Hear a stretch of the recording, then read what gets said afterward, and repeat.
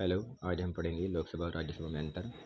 देखिए, आप किसी भी कक्षा के विद्यार्थी हों या फिर आप किसी भी कॉम्पिटिटिव एग्ज़ाम के विद्यार्थी हों या स्टूडेंट हो, उससे कोई फ़र्क नहीं पड़ता। अगर आप लोकसभा और राज्यसभा में अंतर को जानना चाहते हैं तो ये वीडियो आपके लिए बहुत काम की है। इस वीडियो को अगर आप ध्यान से देखते हैं तो आप कई तरह के क्वेश्चन के आंसर देने में सक्षम होंगे। जैसे राज्यसभा किसे कहते हैं या लोकसभा किसे कहते हैं, या फिर लोकसभा और राज्यसभा में क्या अंतर होता है। और इसके अतिरिक्त भी हम जो अपने देश की एक महानतम संस्था है संसद, उसके विषय में एक बेहतरीन जानकारी प्राप्त कर सकते हैं। आइए शुरू करते हैं। चलो भाई, देखो अब मैं जो क्या क्वेश्चन करता लिखा हूँ। गया है, राज्यसभा और लोकसभा में क्या अंतर है। सबसे पहले हम यहाँ पर एक टेबल बना लेंगे जिसमें एक पक्ष में हम लिखेंगे लोकसभा, एक तरफ हम लिखेंगे राज्यसभा। देखिए, यह है लोगों के प्रतिनिधियों का एक सदन है, यानी इस सदन के अंदर जो भी लोग होते हैं वो भारत की जनता का प्रतिनिधित्व करते हैं, यानी कि वो आपसे ही वोट पाकर इस सदन का हिस्सा बनते हैं। इसीलिए हम कह सकते हैं कि यह लोगों के प्रतिनिधियों का एक सदन है। जबकि राज्यसभा राज्य के प्रतिनिधियों का एक सदन होता है, यानी राज्यसभा में जो सदस्य शामिल होते हैं वो जो राज्य विधायिकाएं होती हैं, यानी विधानमंडल होते हैं, उनसे ही चुनकर भेजे जाते हैं। तो यह जब कोई कानून बनता है तो यह उसमें राज्यों के हित का ध्यान रखते हैं, ना कि जनता के हित का। जबकि यहाँ पर ये जो लोग होते हैं यह सीधे रूप से जनता के हित का ध्यान रखते हैं। तो इसलिए हम इसे कह सकते हैं कि यह जनता का सदन है, जबकि यह राज्यों का सदन है। आइए अगला अंतर देखते हैं।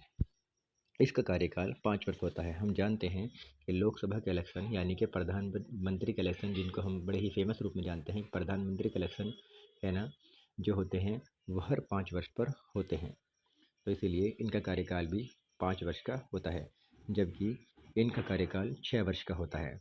मैं आपको बता दूं कि हर 2 वर्ष बाद इसके 1/3 सदस्य को सेवानिवृत्त कर दिया जाता है और उसके बदले कुछ और सदस्यों को मनोनीत किया जाता है। परंतु इसका जो कार्यकाल होता है वो 6 वर्ष होता है। ये आपको ध्यान रखना है। ये एक महत्वपूर्ण अंतर है, कार्यकाल में अंतर होता है। राज्यसभा का कार्यकाल 6 वर्ष का, जबकि लोकसभा का कार्यकाल 5 वर्ष का होता है। आइए अगला अंतर देखते हैं। देखिए, हमने यहाँ पर एक अंतर बीच में स्किप किया है। ये देखा जाए तो वही अंतर है। यह भारत की जनता के हितों का प्रतिनिधित्व करता है, यह राज्यों के हितों का प्रतिनिधित्व करता है। मतलब जो पहला वाला अंतर है वही अंतर है। अगर आपने पहले वाले को डीप में समझा है, इसलिए ये भी आपने डीप में समझ लिया होगा। तो आपने पहला समझा है तो ये ध्यान से समझ लिया होगा। पहले वाला ही ये एक बार दोबारा से लिखा गया, बस इसका रूप बदला हुआ है ना। आप भी इस प्रकार से लिख सकते हैं। परंतु ये एक नया अंतर है कि लोकसभा का कार्यकाल होता है वो 5 वर्ष का होता है, जबकि जो राज्यसभा का जो कार्यकाल होता है वो 6 वर्ष का होता है। आइए अगला अंतर देखते हैं। लोकसभा में जो सदस्यों की अधिकतम संख्या हो सकती है वो 252 हो सकती है, जबकि राज्यसभा में जो अधिकतम सदस्यों की संख्या होती है वो केवल 250 होती है। तो सदस्य के स्तर के हमें अंतर देखने के लिए मिलता है। लोकसभा में 252, सॉरी, लोकसभा में 552, जबकि राज्यसभा में 250 सदस्य होते हैं।